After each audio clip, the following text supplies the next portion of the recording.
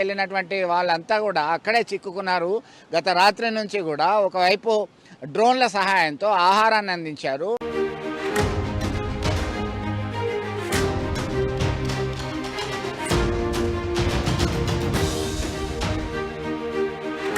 Breaking news చూస్తున్నారు.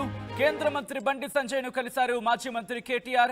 వరద బాధితులను పరామర్శించేందుకు సిరిసిల్ల జిల్లాకొచ్చారు బండి సంజయ్, కేటీఆర్.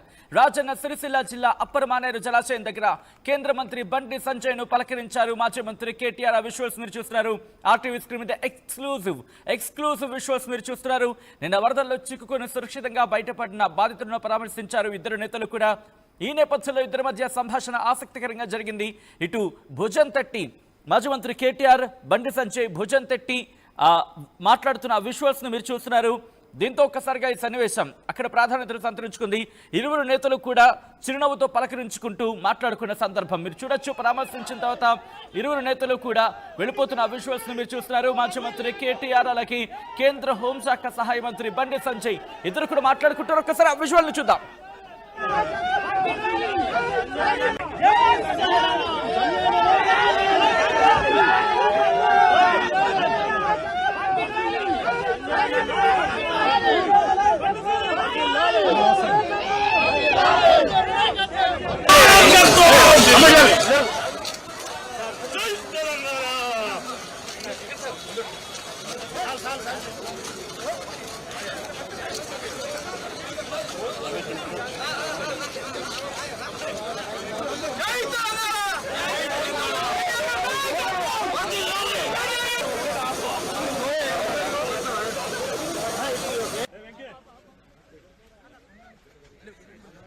విజువల్స్ మీరు చూస్తున్నారు. ఈరోజు అక్కడ భారీ వర్షం నేపథ్యంలో భారీ వర్షాల ధాటికి అక్కడ వాగులు వంకలు పొంగి ప్రవహించాయి.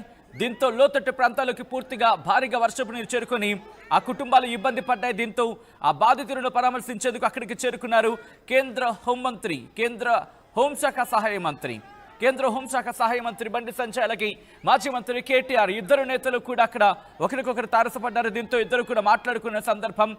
వరద బాధితులను పరామర్శించేందుకు ఇద్దరు అక్కడికి చేరుకున్నారు.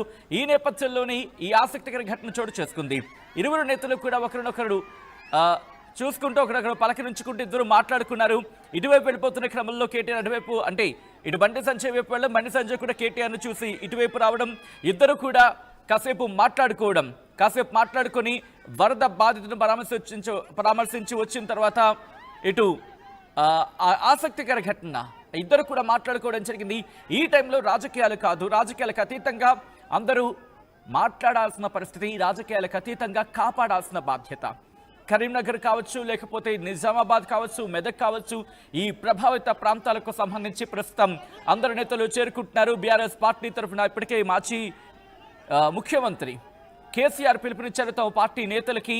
మీరు చూడొచ్చు అక్కడికి మాజీ మంత్రి కేటీఆర్ చేరుకున్న తర్వాత కేంద్ర హోంశాఖ సహాయ మంత్రి బండి సంజయ్ ఇరువురు నేతలు కూడా మాట్లాడుకుంటున్న విజువల్స్ ను మీరు చూస్తున్నారు.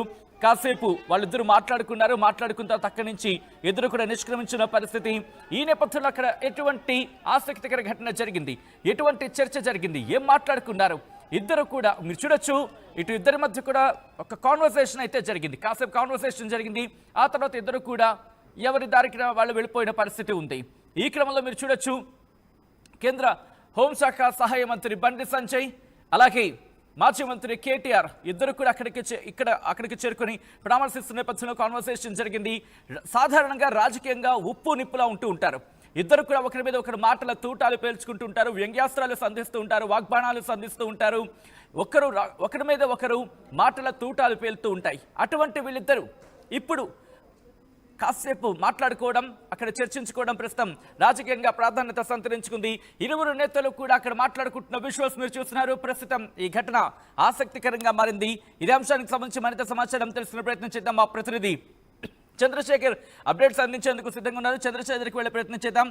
చంద్రశేఖర్, ప్రస్తుతం అక్కడ ఇద్దరు నేతలు కూడా ఇటు బండి సంజయ్ అలాగే కేటీఆర్ ఇద్దరు కూడా మాట్లాడుకున్నారు.